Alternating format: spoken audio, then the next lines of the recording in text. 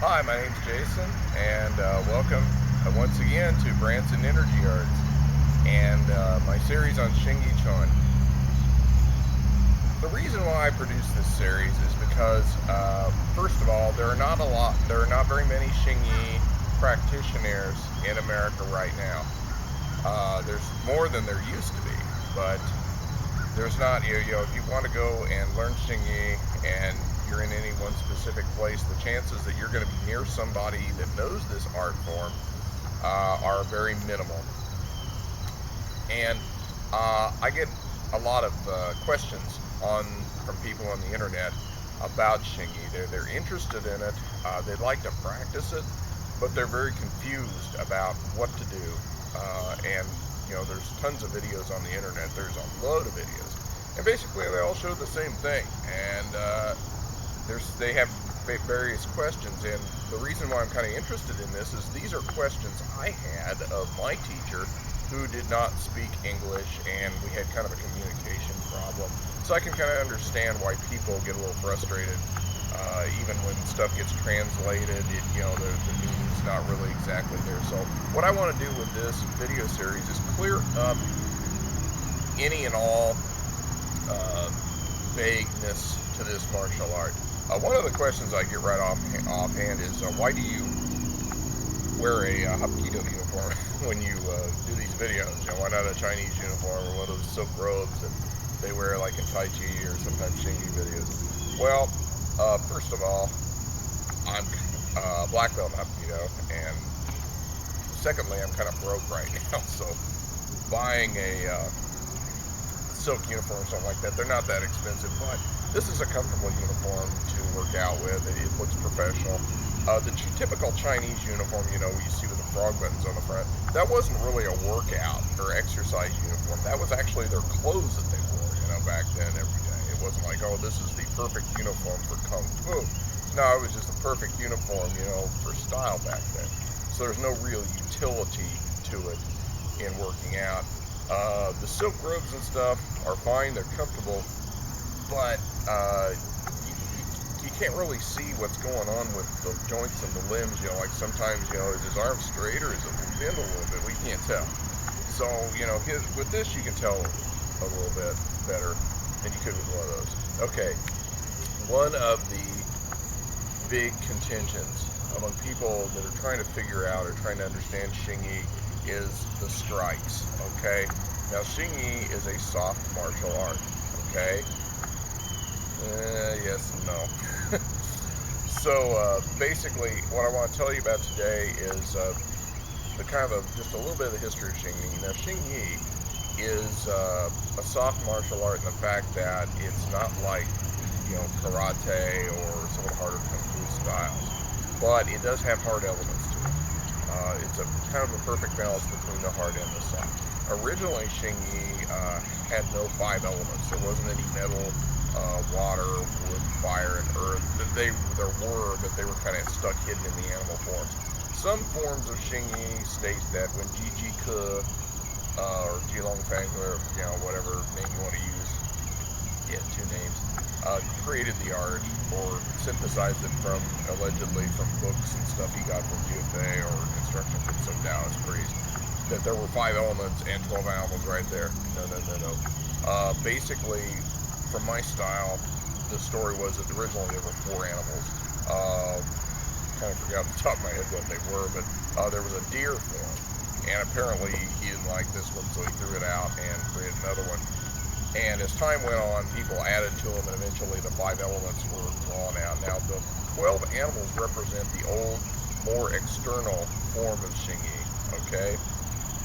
This, for example, dragon form, when you go down on the ground and you spring up and kick, there's not much internal about that. There's a crushing punch after that. But the animals represent the external form of Hsing. The 5 elements represent the internal form of Hsing. Okay, now, that doesn't make sense. Don't feel bad. What I want to talk to you today pretty much about is the hit. A lot of people say, okay, when you hit in Hsing, what's it like? How is it different from from other martial arts like karate or you know, hardstyle kung fu, things like that, or boxing.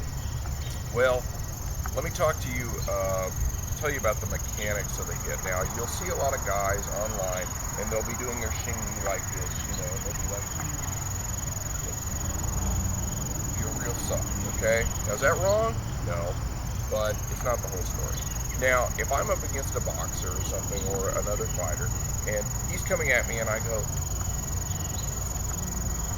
you know, like this, a crippled tortoise could avoid that strike, okay?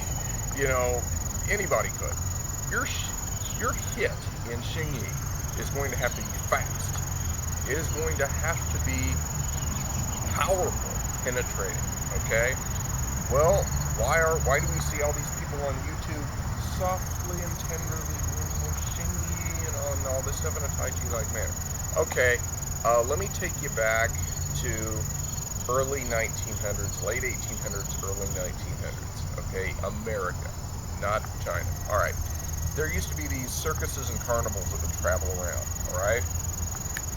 Now, in these shows, generally, they all had a strong man, okay? He wasn't really a super bodybuilder like you see on, like, Muscle and Fitness today, these steroids Maximus guys, but he was pretty built. He was big. He was intimidating looking. And he had, you know, big dumbbells and stuff, and he'd do these feats of strength, and he'd invite people from the crowd to come up and try to do it. Sometimes maybe they could, maybe they couldn't. But generally, they weren't as strong as him. Well, did he have this big semi-truck, you know, full of, you know, universal, you know, exercise equipment, you know, gym, you know, barbells, dumbbells, all these, you know, skiers and things like that? No, he didn't. He basically had the stuff that he used in his show, and most of the time these guys stood around and did qigong, deep breathing exercises, you know,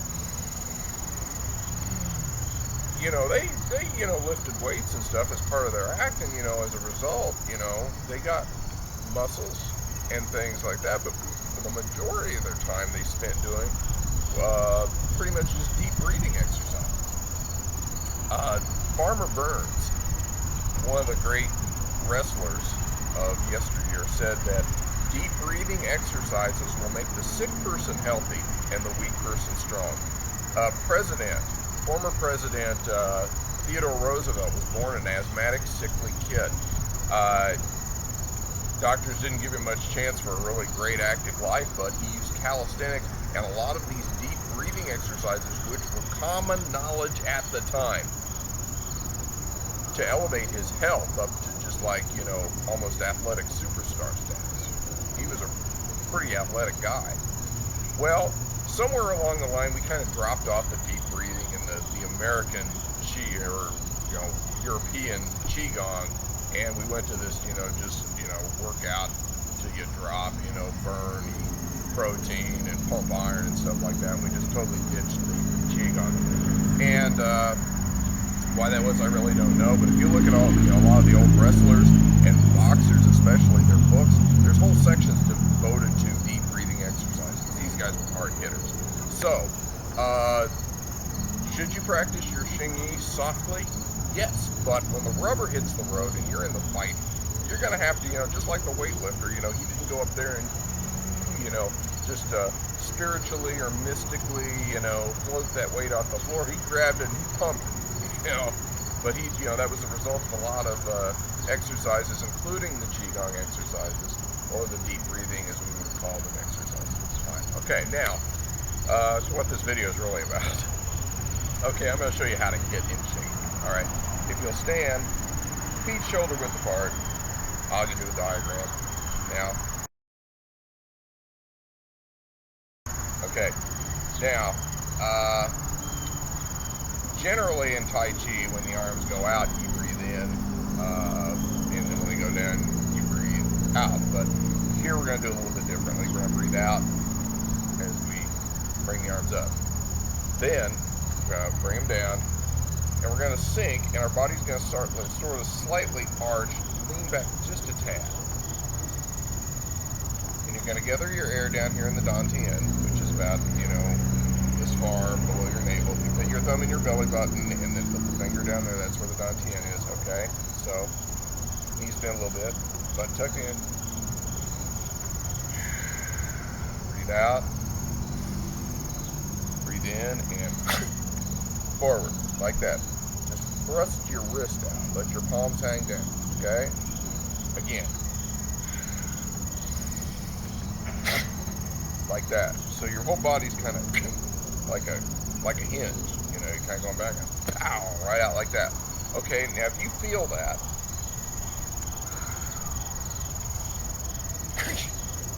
and expel the air like that, feel that. It's kind of a rubbery feeling. You know, kind of like a whipping feeling. It's hard. You can feel it reverberate through your whole body. That's the hit in Hsing. Okay? It's not this soft thing. When you hit somebody, you're going to have to hit them, you know, like that. Okay? The body is supple. It's relaxed until the moment of impact when you're driving that force into the opponent. You have to push the Fajing into the person. It's not going to go on its own. Okay? Now, there's many other exercises you can do. Like,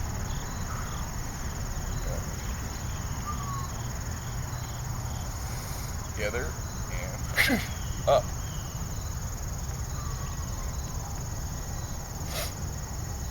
And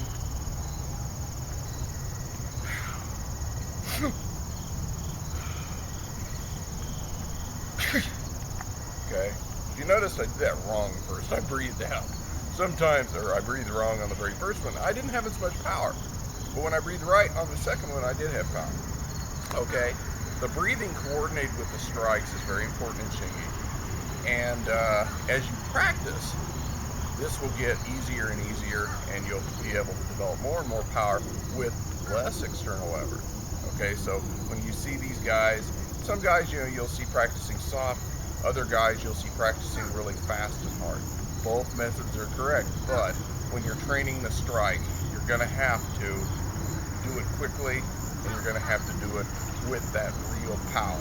It's okay to stand around and do your Hsing soft, and I'm not in proper form. I'll show you the proper stance in just a minute. Okay, but anyway, that's the strike in Hsing. You know, soft until the moment of impact, and that force reverberates through you. Okay? See you in the next video. Stances.